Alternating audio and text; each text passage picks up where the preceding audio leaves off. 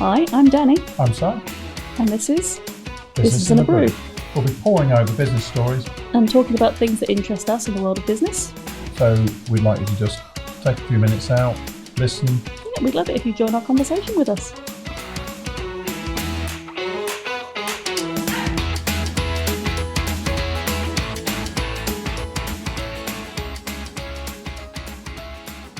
Hello. Hi, Hello. morning. Hello. I want to know, what was your first car? It was a Ford Escort. Ooh, Ford. That's really Ford. helpful.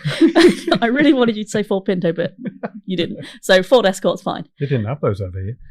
No, they Yeah. didn't. You're right. But that brings me into my story today about the Ford Pinto, a car from the 1970s, which is why I asked you what your first car was, because you're that old. Yeah. Mm. Yeah. It was from the 70s, though, my It car. was it? Yeah. It was yellow. Oh, nice, very Yeah. masculine. And it had tennis racket headrests. What? What's a It's tennis like, racket? well, it's kind of got an outer, Yeah. and then it's got like a mesh on the inside What's the point of and a that? little spoiler on the back. Sounds lovely. It was- What did it cost?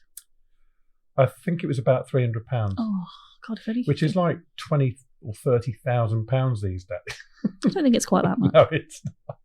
Anyway, I'm going to Yeah. go back to where I was.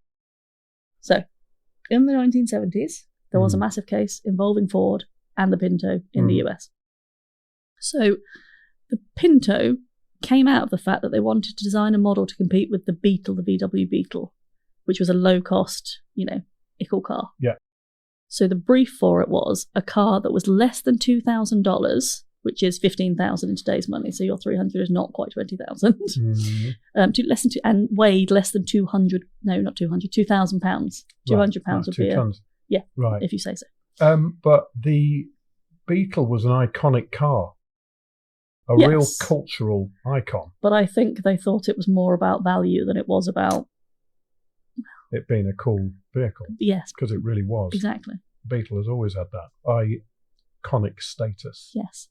Also, I found out, and I'm going to tell you just because I know it, the average car today weighs 4,094 pounds. Does it really? That is twice what a Pinto weighed. That's an That's interesting incredible. random fact for you. Wow. Anyway, so they wanted to develop it quickly to compete with VW, so it took them 2 years to get it to market versus the typical, which was about 43 months. Right. Okay. So just less than 4 years. Yeah. So to develop it quickly, they did the tooling and engineering at the same time, which meant you couldn't actually make many changes because it was all being done simultaneously. The parts and the tooling were being done at the same time, so you couldn't then alter a tooling piece Right. when you knew it wasn't working. Essentially, they did everything really, really quickly. Wow. They wanted a quick process. They wanted to reduce that weight and cost. Totally condensed in order to get it to market as quickly as possible. 100%. And they did it because in 1970, when they released the Pinto, it launched for just $1,919. So under the 2,000, and it sold 800,000 units in the first 2 years. So it was a very, very popular car. But in May 1972, 28th of May, Lily Gray was driving her 6-month-old Ford Pinto in California, and it stalled. And as she stalled in the road, the car behind her didn't expect her to stall and rear-ended her. And her car exploded. Right. So she escaped and then later died of her burn injuries. And her passenger, who was a 13-year-old lad, survived, but he had burns to 90% of his body. Right. I think I do know a bit about this story. So it turns out that between 1970 and 1976, the National Highway Safety Administration reported that due to similar accidents, as in Pintos being rear-ended and catching fire, 27 people had died and 24 more had non-fatal burn injuries. Right. But that is only the report of the number of people in the Pintos, not other drivers involved in the accidents, because like when one car catches fire, everything else is a bit of a fire hazard all around it. Yeah. Okay. So it doesn't report any of those. So some of the numbers believe it's somewhere between 500 and 900 people killed by this thing. As a consequence. As a consequence of this Ford Pinto thing. So that's an interesting look at the figures, though, isn't it? So this is people immediately within the actual vehicle were counted. Yes, so they counted them as Ford weren't. Pinto Right. And who was victims.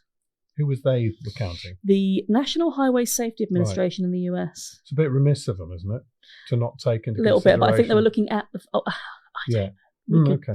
Stats you can show anything you want them to show. But actually, the consequence of an accident where someone is rear-ended in an accident, that is incredibly common. It's probably one of the 100%, and that's why this was a problem, because the Pinto's issue with engineering, with design, was in order to save weight, they'd essentially cut off the back of the car. And when literally they just cut off the back of the car, but when doing so, they cut off a lot of the underlying structure, which is the bit that protects your fuel tank and protects all the stuff that was in it. Kind of the margin for your margin impact. For being rear-ended, basically. So what was happening was when you were rear-ended, the rear axle was being pushed forward with its protruding bolts and things, and essentially just puncturing the fuel tank. Or compressing it so it burst. Kind of thing. Well, no, literally puncturing, putting a hole in it. Wow. So fuel was then leaking, and any spark from the road, from the impact, from anything would have set this.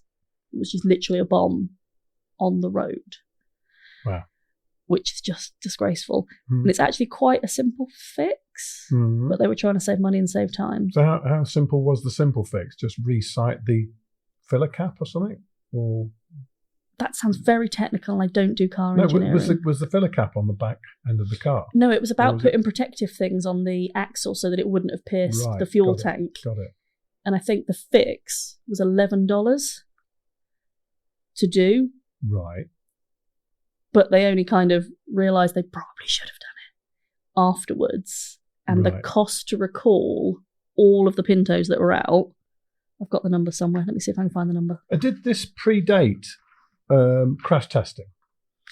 Yes, because this had a massive effect on thingy. But interestingly, Ford had done field tests where it went through various different accident scenarios, one of which was being rear-ended, and they knew it would happen.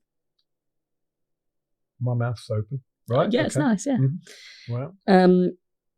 So at the point when it was getting bad, with 11 million... Hang on, they knew even before the car went to market? Yes. Yeah. But, yeah. So with 11 million cars sold, if they recalled them all, $11 per tank to fix, 11 million cars, it would have cost them $121 million to fix the problem, retrospectively. So they calculated that the cost of court settlements for all these poor, injured and dead people would only cost $49.53 million, which is significantly less than the cost to recall and fix. Right. So obviously... a bean counter decision then? Yes, they made the decision that it was cheaper to just let people keep exploding in horrible rear-end accidents. Wow. I know, it's horrible, isn't it? I knew that part. I knew that it was a corporate finance decision. Yeah. Okay. That's pretty disgraceful. It is pretty disgraceful, but it did lead to good things. It led to significant changes in automotive safety standards. These always do, don't they? They do. But when they're faced with the common sense approach, which they could have prevented it all from happening, those people could have lived fulfilling lives had they done the thing that they should have done. They might have been picked the up in people their that testing. invented mobile phones or microwaves or other things that needed inventing. That were already invented. Yeah. Okay, other things that hadn't been invented. By like other people, yeah. I can't think of something that hasn't been invented. Because they could have invented it. They could have been anything. They could have cured something. They could. This isn't funny, but for a while, Ford had aired radio ads that included the line, "The Ford Pinto leaves you with that warm feeling." No. Yes. It does leave you with that warm feeling. It's because your car's on fire. What? Oh. I know. So how many people then overall were killed? They don't know. They don't know. No. Just they don't. No one's recorded the statistic properly, and no one, pretty much, yeah. They were forced to recall 1.5 million to correct the problem. In the end, they were forced to. Yes, by the people I can't name, the National Highway Traffic Safety Administration report when it came out. Forced them to recall. So it took them to force them to do it rather than. Oh yeah, they wouldn't have done it out of choice. Yeah. It's a massive case study in business ethics now. I think anyone who knows your car's going to explode when someone runs into the back of it, which is probably one of the most common road accidents ever. If you know that and you've put it on the road, that's so bad. Well, it leaves you culpable for one thing, but I think there's an amount of what happens with large corporations, which is the deniability. If they accept there's a problem and they redesign, then that leaves you open to legal pursuit. Yeah. But if you don't accept it, you bury your head in the sand and continue, like some of the previous episodes that we've recorded. It's to push it away, pretend it's not happening, and deny it, that somehow it will go away, but it never goes away. No. Always. But you've got to bear in mind, it didn't have much of an effect on reputation. It's not like Ford isn't still one of the most known brands. Yeah, but it's just a particularly shady part of its history, and a lot of large corporations, the very large global corporations, have this. They seem to continue and become very successful, even though they've got these horrible things going on, and continue to have this. Corporations that do have. I'm sure Ford Motor Company actually would never ever go back to that. They are probably at the leading edge of vehicle safety these days. But well, at one point I did read Ford were part of a group that was lobbying to reduce safety restrictions on vehicles. I think that's changed now. Sure, from an ethical values standpoint. Isn't it interesting? Because actually that's a major selling point, that a car is particularly safe, because accidents are only ever going to happen. It is these days, yeah. I think when there were less vehicles on the road, maybe people, in the days when you didn't have to wear a seatbelt in the car. Yeah. I think people cared less. Maybe they didn't. I don't know. Particularly in America, I think there was less care. You could still ride legally in many states without a helmet on if you're a motorcyclist.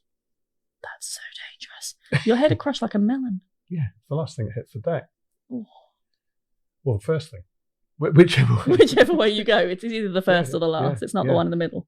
Yeah, pretty grim story, but the upshot of it is that car safety has improved at a rapid rate, or did improve at a rapid rate. The safety board in many Western countries, and actually some of the Eastern, Japan, for example, they were then pioneering lots of devices. I think Volvo was a leading light in vehicle safety. Volvos are known to be very, very safe. Very safe, yeah. I think there's a lot to be said for it, that highlighted a massive problem with that particular model and the attitude towards it. But I think off the back of that, the other motor companies saw that as an opportunity as well. Oh, you would, wouldn't you? You'd be like, look at what they've done, really stupid. Let's go out and do something better. Yeah. And the VW Beetle is still iconic. and it really hasn't changed. All right, it has now, obviously, but it didn't. I think there was something to do with those bumpers. There were chrome bumpers. There was no fuel tank issue, I don't think, but I'm sure they had to change them. There was something along the line that meant they had to be changed.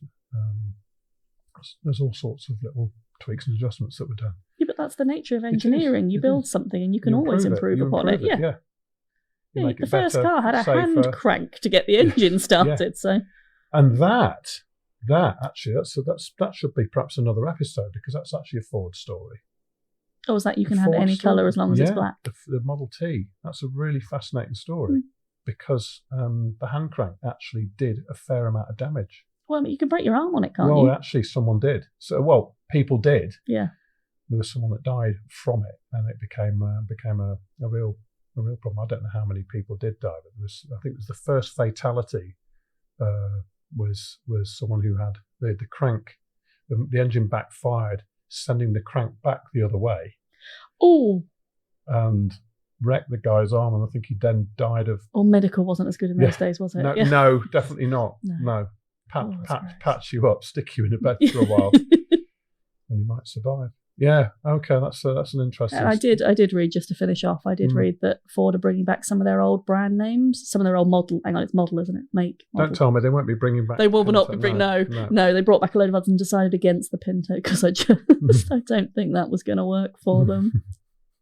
So yeah, that is my story about What the a Pinto. legacy. What a legacy. Yeah. All right, thanks, Tony. It's all right. See you on the next one. Thanks.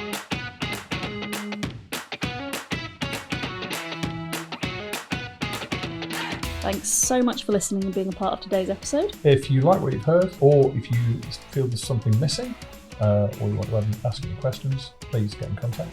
And if you love listening to us as much as we love talking to you, subscribe, download, leave us a review. All the love helps. Thank you.